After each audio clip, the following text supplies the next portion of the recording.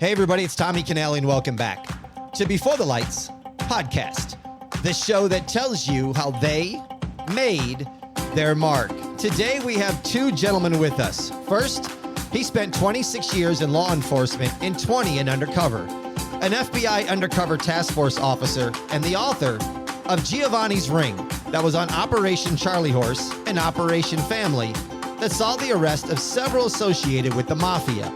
Next, a 20-year career in law enforcement. He was a beat cop in the Midwest to becoming an undercover task force agent. He infiltrated outlaw motorcycle gangs, domestic terrorist organizations, weapons trafficking networks, Latin American cartels, international human trafficking rings, and even the mafia. They are the co-host of the new podcast by the Mob Museum entitled Inside the Life. Let's welcome in Giovanni, Rocco, and Dutch McAlpin. Giovanni, welcome back to the show, my man. Thanks, Tommy. Good to see you again. Thanks for having me back. You are welcome. Dutch, welcome to Before the Lights. Thank you, Tommy. So let's start here. First, I want to thank you guys both for your service and everything you've done for our country. But how did you two guys meet?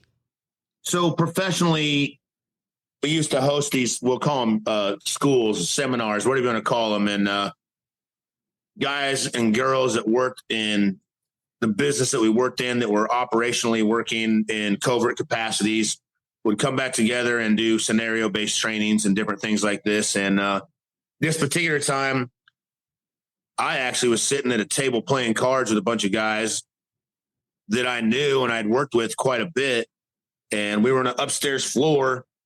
And Giovanni, I had never met. I didn't know who he was. He had a different role in this particular scenario, this training scenario. And he came walking upstairs and he started talking. And I looked at the guys at the table and I was like, what's this guy doing here? Because I actually thought some reason they started letting like informants come to the training or something. And I was like, what? Don't they got to have a clearance? This guy, I never seen him around before, and he doesn't walk and talk like anybody else I know. So I kind of eyeballed him over and, kind of like people do. I was just kind of sizing him up. And then Giovanni, you probably should tell your perspective of how we met, because that's where I first saw you, and then you picked up on the same thing. Yeah, I would agree. I mean, and just to add to the story, at that point in our careers, we were so hypersensitive, Tom, that everything we were doing operationally in our life, it was hard to turn the switch off and be ourselves. So now even though we were around a bunch of, as we call them, friendlies or people from our unit, we were in a covert unit. It was a national covert unit. We operated all over the globe together or separately. And we were always on. So this is a high stress environment that he's walking into and I'm walking into. Even though everybody's friendly, you're still on edge because you're putting yourself into a scenario that's, you still have your spidey senses are really sharpened. So when he saw me and I saw him, there was that interest in it. And I guess to add to it, it was immediately after that one scenario we did, we had a meal and we went off. And I think that's when we got to really talking to each other. And even though we're from different demographics and different parts of the country, we had so many similarities and so many understandings of the world. And the world that we lived in as police officers, we were both TFOs, task force officers. And we were both B cops at one point in our life. We were both clean cut cops. And now we're these, hard nosed paid criminals for the government. So, and then on top of it, our value system, our moral compass was the same. It was almost identical if you mirrored each other. And that's when and from that point on, when we were operational, everything we did tried to work each other into the operation, as bona fides or some kind of we refer to each other in some way, shape, or form, no matter who we were infiltrating, together or independently. I'm going to put a link in the show notes to the first interview I did with Giovanni so you can catch up on his background. I'm not going to go really into I'm going to ask him a question here in a bit. But Dutch, I want to start with you and let our listeners know who you are. You come from a blue-collar small town in Iowa. You worked on a farm. You were hunting and fishing. And then you go to a suburb of Detroit. Then from there, the Iowa National Guard shows up at your football practice. And how does that end up with you being in an Army boot camp? Well, all of that is true. And the Iowa Army National Guard. So I had it in my head somewhere. I fell in love with being a law enforcement. I think in other shows I talked about living in the suburb of Detroit. I saw police in a different light. I saw these professional men and women that could kind of lower the chaos. And I was attracted to that and I wanted to do it, but I knew that I would have to have some kind of resume in order to do that. So I'm at football practice, I think my junior year of high school, and the Army National Guard's got ice cold watermelon and water and stuff. And I had made up my mind I wanted to join the Army. And if I went to the Army, that I would learn discipline. And I'd learn all these things. And then I could go ahead and pursue that career in law enforcement. Well, these guys were like, well, you can go to boot camp now. And I was like, what are you talking about? Like, I'm only 17. I'm not even out of high school yet. Well, at the time they had something called a split op program. So like probably 2 or 3 days after my junior year of high school, they put me in an airplane to Fort Benning, Georgia. And I go through boot camp, the Army boot camp. And then I come back like 2 or 3 days before football started again for the next year. And I went back to high school. And then after high school, I graduated. I went back to Fort Benning, Georgia, and did another stretch of training at AIT school. So what was it like at 19 years old and working at a jail? It was really, I learned so many things there. I worked in a small jail. I was, like I said, I'm 19. I was watching these police officers and deputy sheriffs bring these people in that had been arrested for everything from kidnapping to murder to drunk driving to whatever you can imagine. And the jail was full of one of every kind. We even had weekend work release people that really hadn't done anything violent, but had to spend a lengthy amount of time in jail and only come in on weekends and would work during the day. But in that jail, I learned suddenly that I couldn't be a tough enough guy. I couldn't fight hard enough, be strong enough to defend myself. So that's where I learned how to speak. That's when I learned how to articulate myself. And I also learned a little bit of empathy and sympathy. You know, you get to talking to these people and you realize they're in jail. Well, they are in jail, but they're still living human lives. They still have wives and kids and jobs and people. And even though they committed a crime, you start to understand them a little more. So I think working in a jail at 19, even though it sucked and I didn't really want to do it, was actually preparing me to be a better uniformed police officer and ultimately a way better undercover. At 19, you're working at a jail. But at 19, Giovanni, you're at the New Jersey Bell Phone Company, and Italian guys are telling you to come down off the pole so they can see your orders. Tell me about this. Yeah. I guess the same dynamic, putting ourselves in situations at a young age. I had graduated high school. I was by the skin of my teeth, I might add. So that was a feat in itself. So from that point on, it was success. But I wound up working for New Jersey Bell. I was a telephone repair and installation guy, climbing poles and going in houses.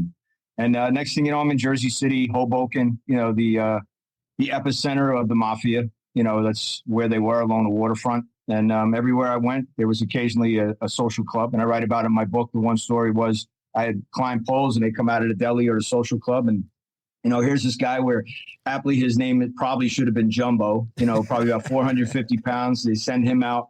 He asked me to come off the pole. I'm a second generation. My grandfather, my step-grandfather, my father were law enforcement. So I had a bit of chip on my shoulder. I look down on him when he tells me to come down off the pole. Get out of here. Take a hike, you know? And this guy looked like he could have just reached over, took the pole, pulled it out of the ground and threw it, you know, like a javelin. So I agreed to come down off the pole. He took my work order, looked at it, made sure I wasn't working on their location, the social club. And again, what Dutch is talking about, those communication skills, we learned early on to survive. You know, we had them as a kid at surviving in our own environments, but we used them. And that's what I did. I ingratiated myself in, not knowing I was preparing myself for UC roles in the future. And they let me go as soon as they saw, and they asked me, listen, you know, if you see any wiretap boxes, because back in the day, they were still putting the old fashioned wiretaps on the poles and in the boxes. And they said, listen, We'll throw you a couple of bucks if you come back and tell us, you know, we'll pay you. I used to have the drug dealers, like the local drug dealers in the projects wanting to pay me $3,000 to hook up a phone. But again, our integrity and our morals, we didn't break, you know, and that's those similarities between Dutch and myself. Him being in a prison, me being 17, worked 16 years old when I was first working in a trucking company, putting and unloading trucks with convicted felons and murderers and rapists that were just recently paroled. And here I am learning to swim in those waters. So that's what I mean by our lives they mirrored each other's in different ways. Dutch, you were a cop before you turned 21. Tell me and my listeners what it was like dealing with a dope epidemic at such a young age. Yeah, I graduated the police academy. The first academy I went to, I graduated in 1996. And at the time, methamphetamine. Methamphetamine today is, dominantly controlled by Latin cartels, Mexican cartel groups. It's brought in crystal meth form, but in the 90s, there was a lot of dope cooks around. So it seemed like every part of society was being affected by methamphetamine at the time. And we spent a lot of time, like you said, I'm 20 years old working as a deputy sheriff, but I did traffic stops where the trunk was completely full of mason jars full of ether. I've been inside of meth labs where we had to climb underground to get inside, and there's 55-gallon drum barrels full of lithium batteries and pseudoephedrine packs. But even then, I continued to learn things. So if we had an opportunity to tear down a big methamphetamine lab, I would sit and talk to the guy cooking dope and be like, "How's this work? How do you do this?" And surprisingly, they had so much pride. Like, they're like, "I'm the best meth cook ever." And so they would tell you all the processes, and I would learn those processes. And then, when I finally went to work undercover, I can speak literally to the main process of methamphetamine and visualize on my own head exactly what that looked like. So in the 90s, it was meth labs and pill chasing, just an epidemic nationally across the country from California to New York. As it transitioned over to the cartels taking control and it became crystal meth, I still could speak to the terms. I still could use the language and still talk about cooking because they understood that too. So it was wild at 20 to be carrying a gun and a badge and chasing around really crazy methamphetamine enraged tweakers. You know what I mean? Giovanni, what would have happened if you were actually given to manage the Olympic Garden Strip Club? What would that have done? Sorry, I definitely would not have a pension at this point in my life. I don't think. I got to be honest. I mean, it was a lifesaver. So, just so everybody listens and understands, it came to point in the Italian organized crime case when I was running a crew and I was infiltrating the Decavalcantes. We were in the process, and we actually, by the end of the case, we purchased the Olympic Gardens Lounge. We were in the process of doing it. And I was slated to manage it and be the face of the company. And then my capo was going to be there with me as well. Yeah, thank God. Because I was around enough at that point, almost 3 years in that case alone, it was total chaos. I was trying to mitigate strippers and dancers and prostitutes as it was. And now, that's on the East Coast. Now we go out to the West Coast, and I'm talking about opening up an old. And again, it's gaming and strip. Not many places have that in Vegas. And the OG, the Olympic Gardens Lounge, is famous for that. So it was a blessing. It was a godsend that did not come to fruition. So. In the opening, I listed all the things that Dutch, was part of his undercover. And I mentioned yours with the mafia, but you were also murder for hire, international trafficking and drug cartels, biker gangs, domestic and international terrorist groups. So talk to me, Giovanni, about how are you able to use multiple aliases and keep them all separated in your mind? Well, it goes back to our history and how we were raised. I had a very good understanding. There were outlaw bikers in my family, club members. There were mafia, not connected guys, not made guys, but people that had connections in the mafia and trucking companies or whatnot. And then I had the law enforcement, this melting pot of people in my own family. So I had a good understanding of it. So I brought a lot of when I was a kid, I thought I would wind up, again, when I was in a phone company, I grew my hair out, I grew my beard, I had my bikes, I had my motorcycles. I figured I was just going to go the way of outlaw motorcycle gangs, because I was retaliating and rebelling against my parents as well at that point in my life. But the day I got the job as a cop and I got, sworn in, I remember saying my goodbyes. I was in a tow yard with my uncle and all his buddies who were, they were 1% club members.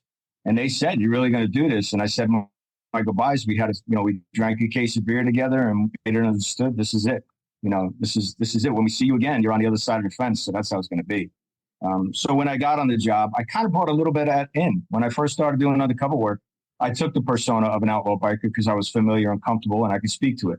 I got bored of sleeping on the ground and running around with these guys. Like Dutch said, they're all methed out of their head and tweaked out of their minds, riding their bikes at 120 miles an hour. It's hard to keep up with that lifestyle. So, it was a blessing that I infiltrated some the Bloods. I infiltrated Bloods, bought some dope off of them, and the deal went horribly wrong. So I had some young kids at the time.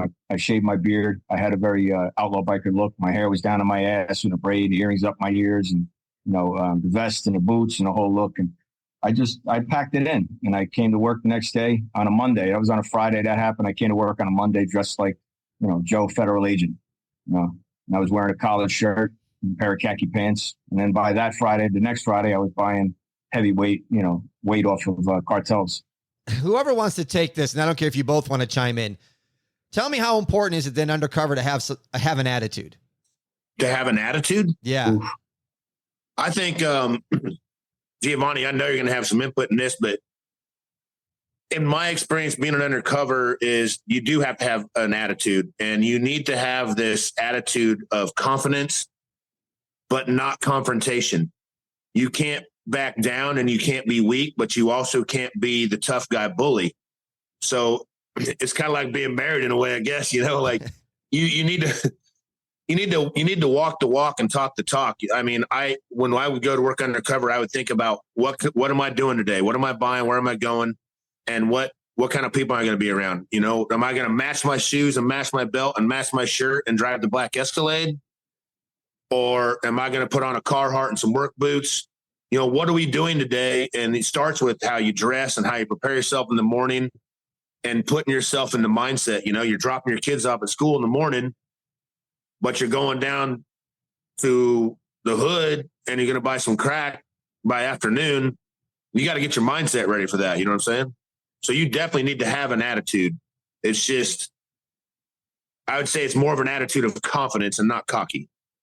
Yeah, I would agree. It's tough to walk into a situation to decide which one of those people you're going to be in that scenario, in that situation. You get yourself geared up and you don't change characters. You are who you are everywhere you walk in. As the people we're talking to you right now, Tommy, that's who we are when we go into these cases. Mm-hmm. Our the dialect, the accents don't change.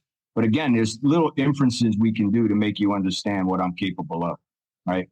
And if I'm overpowered, I'm outnumbered, then I'll make you understand I have an army behind me. Very much what I did in the cases I worked. I let it be known right away. I do have people that will come to my side, So there's things you do, and you don't want to be the big dog in the room sometimes either. It could be a threat.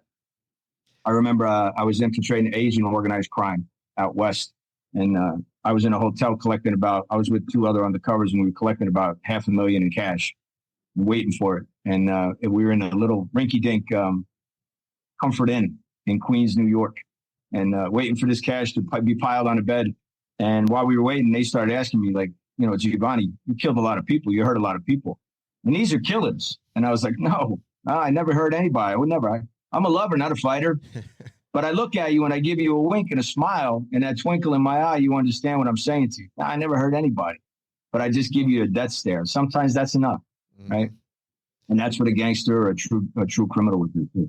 Dutch, you had mentioned about, how you're going to look and what you're going to wear. And by looking at you, you have the beard, you have the tattoos. Let me ask you this. How many of those tattoos would you probably not have if you never went undercover? I had quite a few tattoos before I ever went undercover. In fact, I had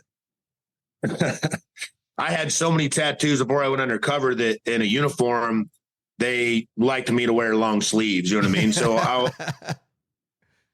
but since I went undercover, like, it's kind of interesting. Someone asked me a question earlier today and they said, how do you stay genuine to yourself when you're working in these environments? And they wanted to know, like, did you ever lose yourself? Well, interestingly enough, Giovanni and I have talked in depth about this with each other. It's like, how do you stay true to yourself? Because you're going to work and you're literally living a different life. And I think I was able to mostly keep myself, but the tattoos and the way I look now, they just continued on. Like, I've gotten lots of tattoos since I am no longer working there, because I did pick up the people I was around.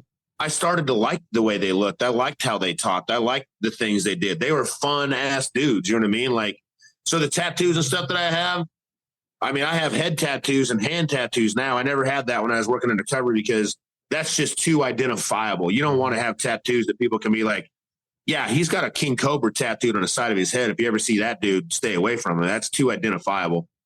But to be honest with you, even though the tattoos and the hair and everything was pretty crazy looking, I think Giovanni would agree the scariest Dutch that I know wears a 3-piece suit. I would agree 1,000% on that. Guys, what does surveillance teach you, if anything? Everything. Surveillance sucks. And when you're new on a dope squad or you're new in any kind of covert squad, you spend days and months and weeks and everybody takes turns doing surveillance, even if you're the undercover guy. And if you do surveillance and you sit there on your laptop and you jack around watching movies and doing nothing, you're missing everything. If you're in a neighborhood and you're doing surveillance and you're doing it right and you watch, you'll start to see what cars belong, what type of people belong. And if you watch close enough, you'll see there's almost a path in a yard between the houses. That's how they get to the back window to get to the dope. There's so many things happening in a neighborhood when you're on surveillance. And when your time comes for you to be in that neighborhood and it's time for you to act like you're from there or you want to be there, you know what you're doing, that enables you to know what you're doing. You know where to park. You know not to park in front of the house you're going to. You know when you get out of the car to turn a circle, maybe walk up the block a ways and come back around and call it cleaning your tail. Because if you don't do that, the neighborhood's going to know you don't belong. So surveillance teaches you all kinds of things. Yeah, and it's part of our trade craft. It's where we started, right? We all started as young cops on a surveillance, doing an investigation, but it just teaches you that we're just one part of a team. You know, we're usually the last part. They've pretty much thrown everything at a target. If they have a target and they have an organization, they'll throw everything at it first, and then the last ditch scenario, the last thing they do is throw it undercover at them, right? Because the asset, there's so much invested in us. But again, it's the importance of the surveillance team. You have to understand. You might be bored that you're sitting in a car sweating your ass off, and it sucks because Dutch and Giovanni are sitting in a 5-star restaurant eating dinner, and here you are eating a peanut butter and jelly sandwich watching us from the outside. Well, there's resentment that comes along with that too. But see, the intelligence side of things is what I enjoyed as a young cop. I'd sit in a car, and we're experts on human behavior. Being at the level that we operated at, we were trained to be that way. We were trained in a mental fortitude to have, what to look for in people, ticks and tells. So when we sat on surveillance, guys like us and any good investigator would look and say, oh yeah, Tommy's doing something dirty today. Tommy's dressed different today. And we would see that because of our undercover, because of our passion for the job, you know, and our investment into what the investigations we did. So it would just be, there's just as much excitement in surveillance, because when you come out of that house and you're dressed in a different way and you look like you're dressed to go to a meeting or a dinner or something, or you start driving in a different pattern, we know it's on, right? And we'll be 18 hours on your ass, just following you around until we get that one little nugget of intel. Or better yet, we get you dirty. Then tell me this, guys. What's the importance of budget and resources when being undercover? Hey, real quick, because I don't want to forget this on surveillance. There's one thing you always learn that's really important. You know that Timeout Chicken has the best dirty in the neighborhood. You know that the taco truck is the best place to get a burrito. Like, you learn some really good stuff doing surveillance because you blend in with the neighborhood and you're like, I don't want to eat there. Nobody ever goes there, but there's a line out the door at Timeout Chicken. You know what I mean? That's right. Yep. That's right. Who's sneaking in on who? Who's being adulterous? There's all kinds of stuff you see, and you just laugh your ass off. Let's go back then to, I don't care who wants to take this. How important is budget and resources to being undercover? You fight with it. You struggle with it, man. You do. You really do, because you're given a budget and you got to stay there. And, you know, sometimes when they have the personal wallet, you know, the purse strings, and they tell you this is all you have, you got to make it work. You got to stretch it, you know. And again, we get criminal authorization at the point that we operated at. We actually had the attorney generals would give us a certain amount of criminal activity that we were allowed to commit. And based on a budget, you know, they give us a budget, and then we can go out in the street and make money with that money. And whatever we flip, you know, we can create more of a case with that. But yeah, it's tough because sometimes you're operating on a shoestring budget, and you just got to figure out how to work it. You got to be very resourceful. Your criminal brain, not your investigator's brain. You got to turn your criminal brain on and think like a bad guy. How are you going to make money? How is it going to look good? How does it look in the street? Dutch, let me ask you this. Tell me and my listeners maybe a story where you were in a case, things get messed up, and you could have been killed, but you found a way out. It's a real long story, so I'll keep it short and I'll keep it specific to you could have been killed, but you found a way out. A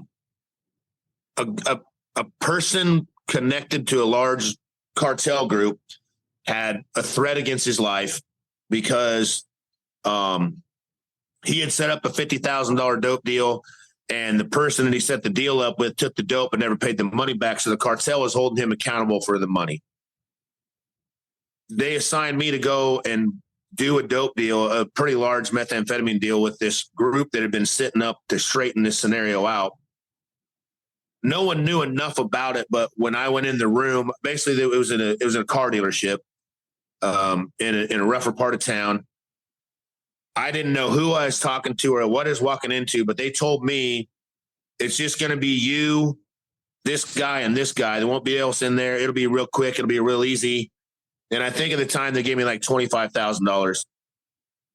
And they handed me the money. It was all big one wad of money. It was all like brand new bills. So I said, hold on a second. I had long hair and I had like probably 15 hair ties in my hair. So I said, I separated out the money and I put it in different increments, and I put hair ties around them. I put one down my pants. I put one in my sock. I put some in my pocket. I put money in different places because I knew on the street from being around the street that you don't ever walk in and show them how much money you got. That's a sure way to get robbed. But it was $25,000. Well, when I got to this place, there was a guy waiting for me. He's like, yeah, come on in. When I mistakenly stepped right into the room confidently thinking I was going to be like 5 minutes and leave, and the door locked behind me. There was probably 6 dudes in there. I can't remember exactly, 1, 2, 3, at least 5 dudes in there. And now there's 2 behind me. There's 1 beside me. There's a guy sitting at a desk, and there's a guy in a roller chair packed in a corner. And I can see the guy in the roller chair is terrified. There's a large Tupperware container full of crystal meth sitting on this desk. And there's a shard of crystal meth in there, like the size of my arm. Like I've never even seen this much crystal meth that big. And it was pretty impressive to see. But as soon as I heard the door lock behind me and I saw the body language in the room, the guy in the corner chair, his carotid artery was beating out of his neck. He was terrified. No one was saying anything. And I realized they're just going to wrap us up. They're going to smoke us both, take the dope, take the money, and go back to Mexico and disappear. And so I literally kind of took a glance around the room. I knew there was no way to shoot my way out of that or call for help. No one could come fast enough. So I reached down, I picked up this giant shard of crystal methamphetamine, and I was like, whoa, I'm like, that's what I'm talking about. I got really excited. I was like, this is the shit I've been looking for. Finally, you guys got this fucking right. And I pulled money out, just one of the stacks of money that I had kind of strategically placed around my body. And I'm like, who's the man? Who am I going to pay? Who's getting paid today? And they're all just sitting there kind of surprised, like they weren't really ready for me to pull out money. So I turned around to the guy standing behind me like, here, you better get to counting money. So he walks over to the desk. He starts counting money. And then I turn around to the other guy. I'm like, that ain't all the money. You better get to counting money. And I hand him some money. Now he's at the desk counting money. And I know based on the room characteristics that the guy behind the desk dressed in all black, I know he's the man. And I hand him some money. And I'm like, I want another pound of this. I'll be back in an hour. I wasn't going to bring 40 grand in here and get robbed, but I got another 20. I'm going to go get it right now. And I kind of grabbed the bag of dope. And as I did, I unlocked the door. And they were so busy counting money and so busy processing, are we going to let him leave or not, that I walked out. You know what I mean? And I know that saved my life because there's no reason for them to keep us there at that time. And I think the only thing that they probably thought in their mind was, well, let's let him go get another 20 grand. When he comes back, we'll smoke them both and we'll have an extra 20. We'll keep the 20. We'll turn the other 20 in. You know what I mean? So that's definitely an example of like thinking on your feet and making something happen with no plan. Giovanni, tell me then a story that could have ended your undercover when you came close to rear-ending a police officer after making a cocaine buy. Oh yeah, that would not have ended my life, but it could have really messed up my career. So I had, this is kind of, again, I'll cut it short. Wintertime, just started snowing. I had my capo's son was with me. We went to I was buying some cocaine, probably about a half a key at that deal. I think it was a key or half a key. And I was stressed out because we had to go to somebody's basement, and I get down to the basement. Next thing you know, I wasn't supposed to go inside. But the weird thing was they came outside and they called me in. They were adamant that I was not allowed to come inside. They didn't trust me at that point. It was early in the case. And they come in, wave me inside now. I'm like, what's up? And then from a back alley, and they're like, come on, come in the basement. So I go in the basement and all the coke is on the counters. a finished basement, in New Jersey, a typical low ceiling, finished basement, little kitchenette, a little living room in there. And so I walk in and all the stuff is sealed up. And he says, I apologize for the last stuff. It was poor quality. He apologized to me. He says, I want to show you that this is good quality. So as we sit there, he's going to start burning the cocaine on a spoon. And he's going to show me how rich it is because of the oil you pull away with a copper penny. There's a process. And he's going to explain it to me. So here I am. He's burning this. And here, three of us are huddled around this little candle and a spoon of cocaine burning. And I'm trying to hold my breath. And I'm like, make this as quick as I can and get out of here. Screws it up. And they start arguing amongst themselves. No, you're not doing it right. You're not doing it right. They start arguing. I'm like, just, I see it. And I'm trying to hold my breath. And I'm like, I see it. Now I have to exhale. I start breathing in. And the whole room is now filling up with crack, cocaine, smoke. And I'm like, I got to get out of here quick. So they argue. They burn it again. He says, you got to put more. So now they put more cocaine on a spoon. They start cooking it up. And now the house is like really as if you blow out a candle and really like a 3-wick candle. And I'm like, yeah, I see. And I'm like, let's get out of here. So we had a little bit of a laugh because the guy who was with me, he was very obese and he thought he was having a heart attack, but it turned out it's because he was inhaling all the cocaine, smoke, the crack. So I jumped in the car. We finished the deal. I get in the car by myself. I'm driving along, and the next thing you know, it starts to kick in, and I could feel it. My heart's racing. But the thing is, I need to get home. See, my true life, my son's preschool Christmas pageant was the same night, so I needed to get there, and there was no room for joking around. So I'm trying to get there. I'm sweating like crazy. It's snowing out. And I look up and I see this beautiful church steeple and I start focusing on that and just thinking to myself, wow, it's beautiful. And I'm driving my Escalade. Next thing you know, I look down and there's a squad car, a police car stopped at a red light. And I lock up my brakes and it comes to that chopping anti-light brake halt. And the cop just looks at me and I had a kilo of coke in my console and a trap that I had. And, I'm stinking like it. And he just looks in the rear view and shakes his head. I was like, all right, But the bad thing was I got through that. He didn't get out of the car, thank God. I gave my case agents the dope. I processed the evidence. I jump out of my car. I give them all the wires and stuff I was wearing. I race to my son's Christmas pageant, and I come running in. Now, again, I told you, now it's snowing even harder. Now it's freezing cold outside, and I'm sweating, right? And my wife looks at me. She's a narcotics officer. She looks at me and can see, like, I'm not right. So that night was very hard to explain because even my friends were looking at me like, what's the matter with you? I'm like, hey, eyes are bugging out of my head. I'm shaking all over the place. So later that night, my wife actually had come to me and thought I was too far gone. And she said, look, if you have an issue, and if you're screwing up or messing up, if you're fucked up, you got to go get help. I said, no. You got to understand. They were just cooking crack in this room. And that's all. Just give me a couple minutes. But the thing was, I really should have taken myself to get treated, but I didn't. You two guys are basically adrenaline junkies when you were in this position. I mean, it's pretty much what fueled you. But were there like a situation where you came across somebody and the hair on the back of your neck stands up and all of a sudden you're like, whoa, this is something different. I'm an adrenaline junkie, but this one could be a little fearful. That was our career, I think, right, Dutch? All throughout. Yeah, I mean, but I do say, I know what Tommy's saying. Like, and you're right. We're definitely adrenaline junkies.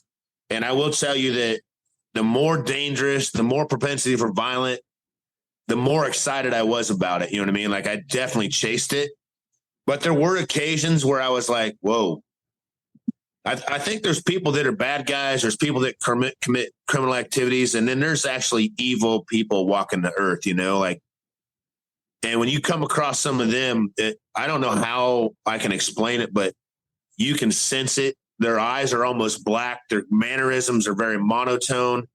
And man, like, Javier Pena describes a Sicario, which is an assassin, and when you come across these people, yeah, man, it. I did come across a couple of those people, but I would say those particular people were national security things that we were doing, and we won't ever be able to talk about that, but there's evil people that walk on the earth. How do you guys then handle kids when you're undercover, that kids are involved in a case? Ooh, that's tough.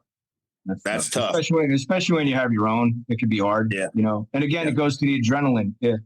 We talk about it a lot. Adrenaline was our addiction, right? So we did these things, but the adrenaline dump when you get home is tough. And now you have to disconnect and go. So when you do go home, if you're doing a human trafficking case and there's kids involved, or you're doing something in a house and, you see what kind of filth and the environment that these kids are in, and they start to care for you, or they cling to you because they just have this, they could feel something about us, right? Like Dutch just said, he felt the black eyes, and we feel that evil in somebody.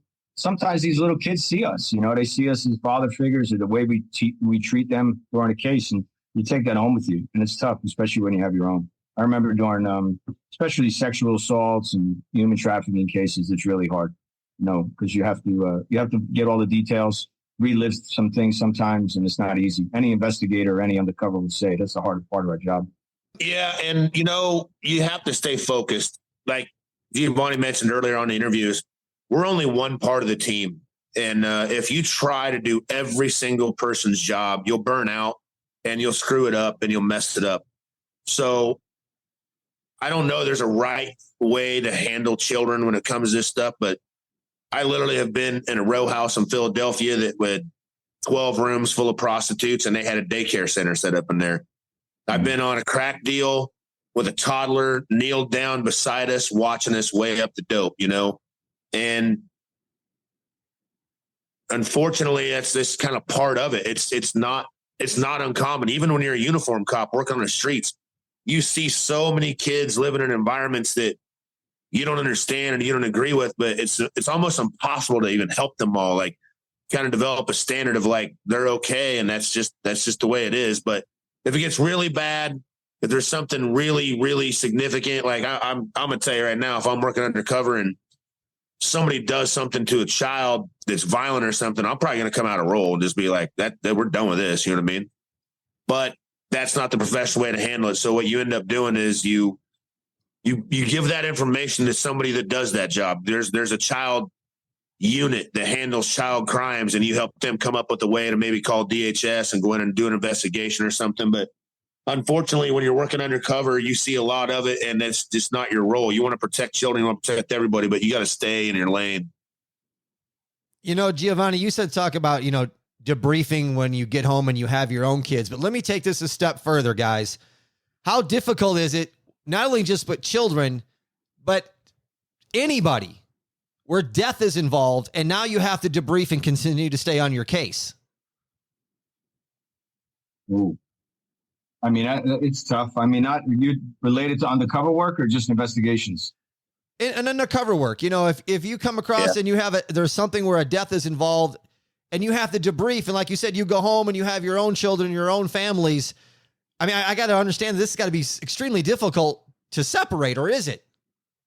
So I can give you, it was, I did a case prior to the D. Cavalcante case I did, and it was another Italian-American mafia case. And I was dealing with a Gambino soldier, the capo. And he was flipped, and he was going around the country making tapes. And it came a time when he and I had a relationship, and I was his quote unquote his kid, right? And I would be the pickup guy and the drop off guy and for different things, and running a social club for him. And then he wound up going bad the day before they put him into witness protection. He wound up killing an informant and killing himself. But by the grace of God, when I came home that day, the adrenaline dump was, man, I'm lucky I had that relationship I did with him, because he could have clipped me at any moment, and that's a big eye opener for me. I could have lost my kids would have lost their father. I would have lost my life. So those moments, but you go right back into it. Like that said, the next day they're like, hey man, I got this thing here. It's a murder for hire. You want to go in and do it? So even murder for hire, sometimes somebody hires you to kill their loved one, kill the most important people in their lives sometimes. And, sometimes you're always wondering in the back of their head if they have any regret, or they decide to call us off, maybe they'll clip you, but you don't know who you're dealing with when you're, and we don't get paid extra money for this. You don't get a stipend, you don't get overtime, they don't throw you extra clothes or extra, they don't give you extra vacation time for this crazy shit. So it depends, but yeah. Well, I'll talk about that because I think it's important. And you bring up a point that is close to Giovanni and I's hearts both. And that's that women and men in law enforcement and in first responders, I really don't think they're given enough opportunity to debrief. There isn't really a good debrief program in place, and they all suffer from it. Working undercover and being a police officer, I've seen murders, car wrecks, all kinds of things. But over time, I started to realize there is no decompression.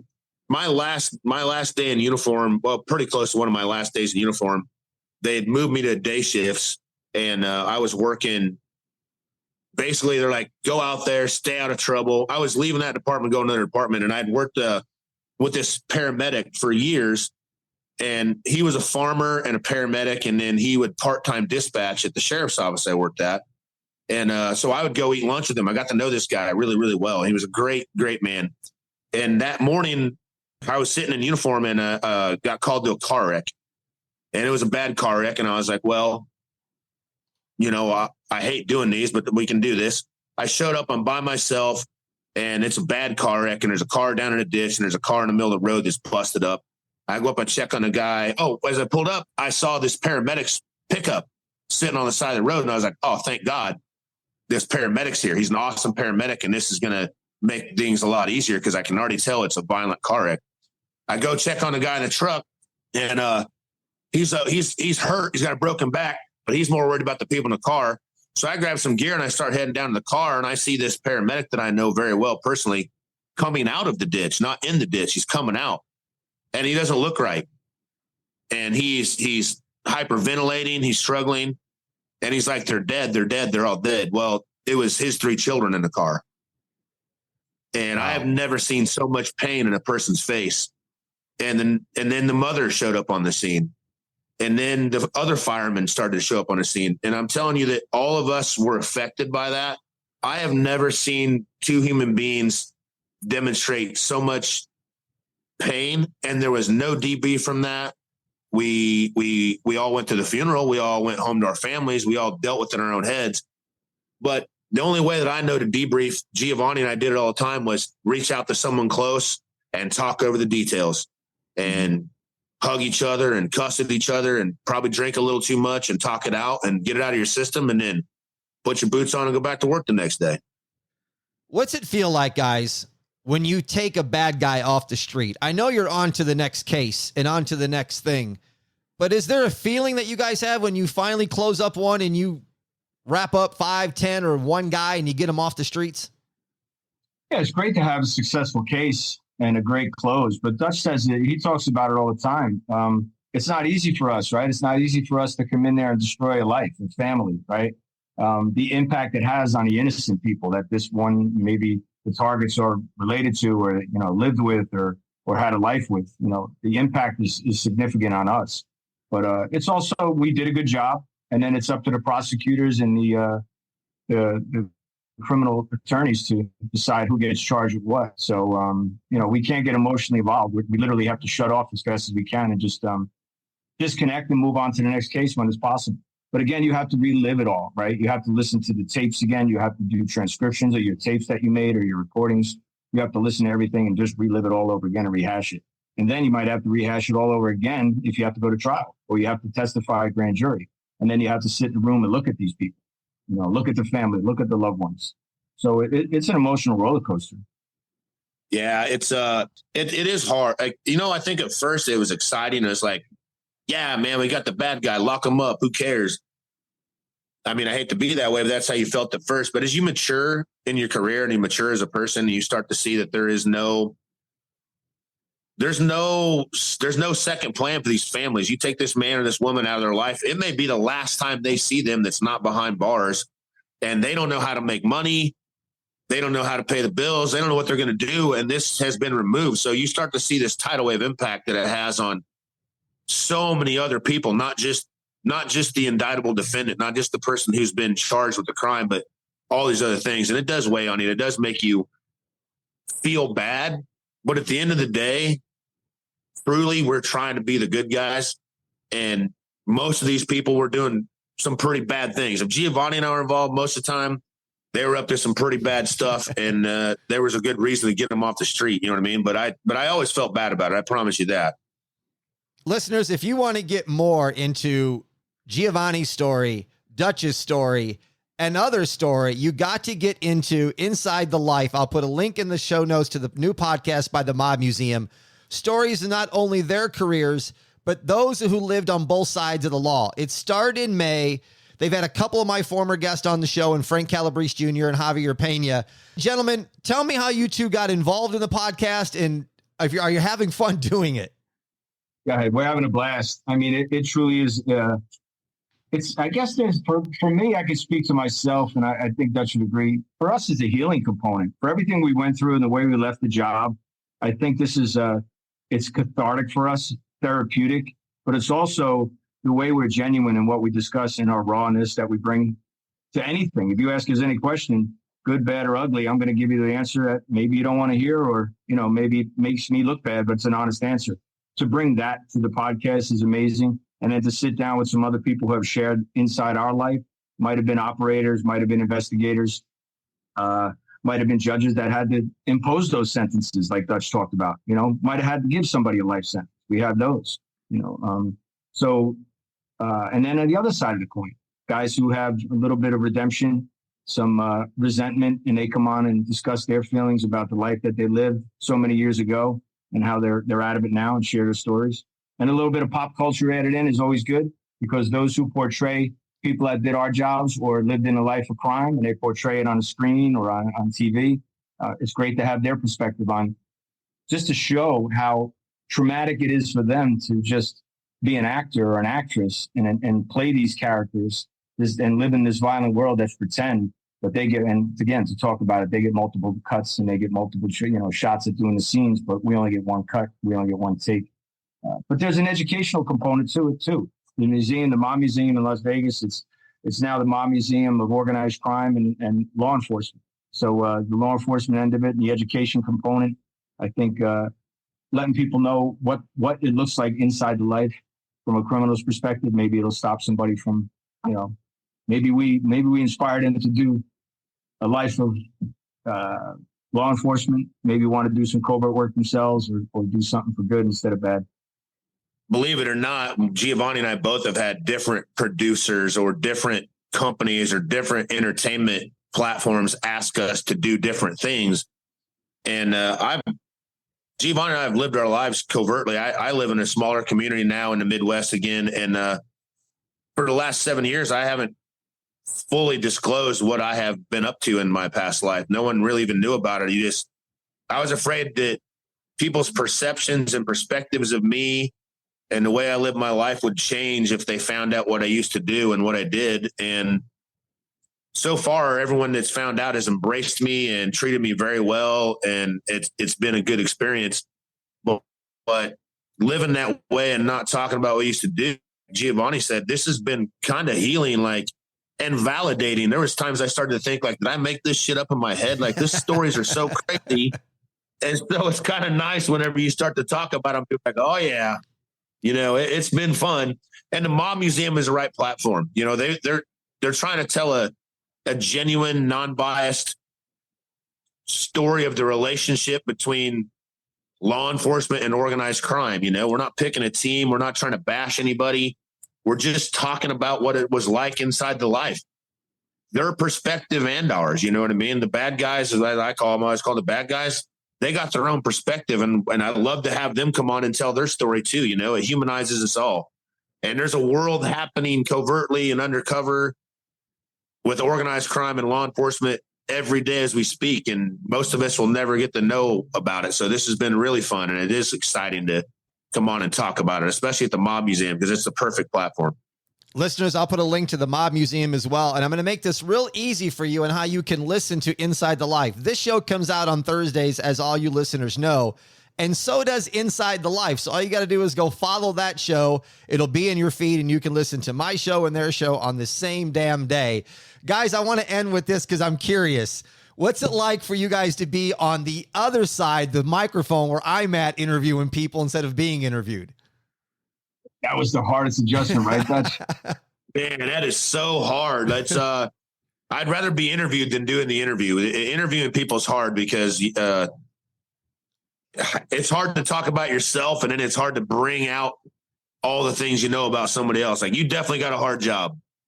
It's tough. I mean, and we're reliving trauma. So, it's hard to relive it in front of people in the audience watching us. And sometimes, how many wires, how many recording devices did we wear on ourselves? So it's not like we're not used to hearing our own voices, but now it's just to have a camera pointed at you and have the spotlight put on you. It was real uncomfortable in the beginning, but our team made it so easy. The production team is just amazing to work with, and the way we're able to tell everybody's story. And I think we're getting comfortable with it, right, Dutch? I mean, each episode we do is getting more and more comfortable. So it's nice to be ourselves for a change, I guess. That's the way to wrap it up. It is really nice for people to see who we truly are. Because, again, we hid it for so long. We hid under the rocks and hid in the shadows. And it's not a fun place to be, hiding in the shadows. We hid from the bad guys, but we hid from the good guys, too. Because we couldn't go to our departments. A lot of times, towards the end of my career, we didn't go into FBI field offices or DEA divisions. We didn't go into the office. We literally were paid criminals. Like, we were on a good guy's side, but we embraced the criminal world as our own, and it was so hard. Our kids saw it. Our kids were exposed to it. But it's nice that we can be ourselves now. We still have a little bit of the bad guys come out. Listeners, I always tell you to do me a favor and take 30 seconds out of your day and rate and review the show. What I want you to do is take a minute out of your day. Take 30 seconds for me and 30 seconds for these two guys and go follow their show, rate and review it. Give us both 5 stars and nice comments. I promise you will enjoy Inside the Life, the new podcast by the Mob Museum. Dutch, Giovanni, man, thanks so much, guys, for taking time out and coming on the show. As always. Thanks, Tommy. It's absolutely honor. Thank you, Tommy. You guys are welcome. Great job. I appreciate that so much. And that's going to do it for this episode of Before the Lights. I'm Tommy Canale. And until next time, everybody, salute a chin chin.